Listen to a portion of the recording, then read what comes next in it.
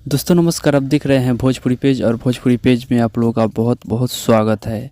दोस्तों आखिरकार global music junction वाले को खेसारी लाल यादव के आगे झुकना ही पड़ गया। बता दें खेसारी लाल यादव के गाने पे स्ट्राइक देकर खेसारी लाल यादव को परेशान करने वाले ग्लोबल म्यूजिक जंक्शन वाले फिर से खेसारी लाल यादव के आगे झुक चुके हैं। बता दें खेसारी लाल यादव का 2 गाना जो है वापस आ चुका है यूट्यूब पे, यानी ग्लोबल म्यूजिक जंक्शन जो स्ट्राइक दिया था वापस कर लिया है। पहला गाना है प्रसादी चटनावा, ये भी गाना वापस आ चुका है और दूसरा गाना है नचनिया कारण, ये भी गाना यूट्यूब पे वापस आ चुका है। यानी 2 गाना जो है यूट्यूब पे वापस आ चुका है खेसारी लाल यादव का। तो खेसारी लाल यादव को लोग परेशान कर सकते हैं लेकिन दबा नहीं सकते हैं। तो खेसारी लाल यादव का 2 गाना आ चुका है, आप और जाकर सुनिए और एंजॉय कीजिए। तो अभी का यही अपडेट है। ये अपडेट जाना कैसा लगा कमेंट बॉक्स में कमेंट करके अपना राय ज़रूर बताइएगा।